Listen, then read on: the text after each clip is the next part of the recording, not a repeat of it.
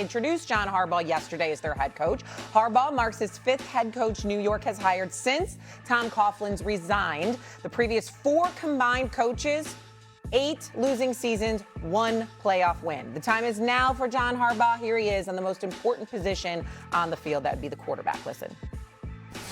The quarterback's kind of important. You know, that's kind of a big deal. I'm excited about Jackson Dart. I like his talent, skill set, all the things he's accomplished, but more than that, I like who he is and what he's about. And to me, he's about football. I mean, this young guy loves football. He wants to talk football all the time, and that's kind of what I like doing too. So I think we're gonna have a lot of great conversations. And I can't wait to get started with him. Great press conference by Harbaugh, in my opinion. Hit all the high notes. He's got New York believing. Should we believe the hype, though, Doggy? Well, listen, I understand the idea that the Giants had to bring Harbaugh in. They had gone through this assistant route. Joe Judge, obviously, we just saw Dable. It's been a McAdoo. They had to do something here to bring an adult in the room. Yeah. They had to bring a guy in here who's got good credentials, who has won, who everybody knows is a good NFL coach. He's not a great NFL coach. He's a good NFL coach. Yeah. So the Giants did the right thing. But Steve's 1,000% right. Steve and I are on the same page for a change today. I don't believe it. Maybe Colin Russo had something to do with it. To build a statue around John Harbaugh, let's take it easy. I mean, please, 3 wins, whenever it was the last. They blew 12 or 13 double-digit leads. Yeah. He had the MVP on his team twice, the quarterback, and yet never went to a Super Bowl. Now, Jackson's got to take some of the responsibility there, too. But he's the head coach, and they didn't get to a Super Bowl, and he had the 2-time MVP as his quarterback. But he's got 193 wins. I understand that. He's a good coach. Yeah. He's a good coach. The Giants didn't hire Vince Lombardi. Right. Let's take it easy. They didn't hire Vince Lombardi.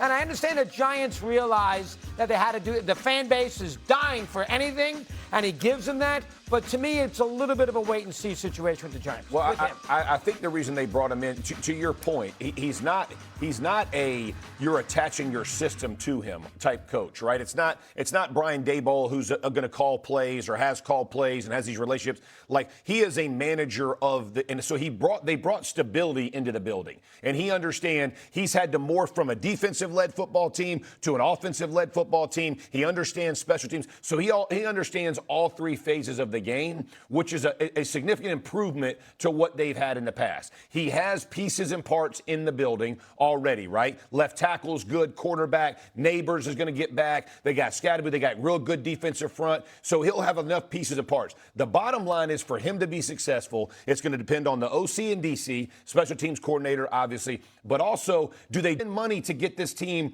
equipped to go compete against the Eagles and the Cowboys? And that's the bottom line. Why the Patriots turn around, why the Jaguars turn around, because people are spending money attaching that with their coaches. Harbaugh's going to need the same to be good. Okay. See, here's where it gets touchy. With Harbaugh, I know he's a good coach. He's a Super Bowl champion. There's no shame in the Giants bringing him on board. But a savior, he is not. He hasn't won a Super Bowl since 2012. He's had Lamar Jackson for 7.5 years and has never made it to the Super Bowl. There have been an enormity of losses. In his case, meaning Harbaugh, nobody has lost more double-digit leads than him. Right. In his tenure, in the fourth quarter. We forget that. Now, we look at certain stats, because I'm looking at stuff here. Since 2018, which is Lamar Jackson's rookie year, he started halfway through his rookie year, and he's been the starter ever since. They've had 12 different all-pro players. Lamar Jackson's been 2-time league MVP. Their scoring offense is ranked second only to the Chiefs at 26.7 a game. Their scoring defense was number 1 at 19.7 a game. They've won 65% of their regular season games, third to only the Chiefs and the Buffalo Bills. But they got a 3-6 playoff record. So in other words, what you were doing during the regular season, you certainly couldn't do it during the postseason. And we point the finger at Lamar Jackson, but we ain't point the finger at anybody else. Yes, Mark Andrews dropped the 2-point conversion. We understand it. Yes, Zay Flowers fumbled at the goal line. We understand that. But there was also things that Harbaugh could have done better. So why are we making such a big deal about this? Here's why. Because the Giants have been trash. 11 losing seasons over the last 13 years. Yep. They've made the playoffs twice in that span. 3 times since 2011. Only 3 times have they had a winning record. They have been one of football's versions of an abomination. One of the bottom 3 franchises in the National Football League. They have been awful. I mean, you combine them with the Jets. We should all feel very, very fortunate that we're able to drive through East Rutherford, New Jersey, and make it to the Lincoln Tunnel rather than dying from the stench that both of those football franchises have contaminated the whole New York tri-state area with. They are horrible. And so as a result, let's understand that we're looking at John Harbaugh damn near like a savior in parts of New York because it's basically a referendum against a Giants organization that was once the gold standard, that beat Tom Brady twice in the Super Bowl, that beat Bill Belichick twice in the Super Bowl, that had cats like Michael Strahan and O.C. Umenyiora and the crew, and they have regressed to an atrocity. That's who they have been. And we're looking at them now with a Jackson Dart, with a Neighbors, with a Robinson, with a Scatterboo, with Abdul Carter, with Burns and the crew. And you've got talent, yet you still sucked. Yeah. Why?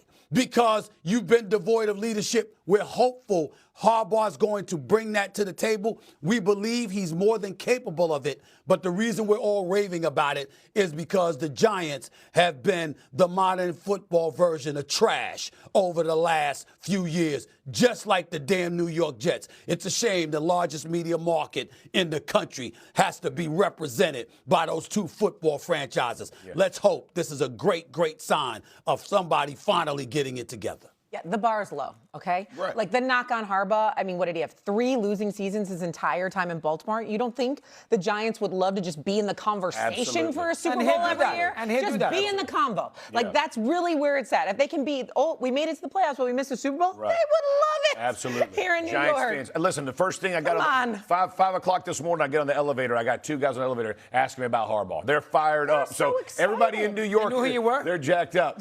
Coming up.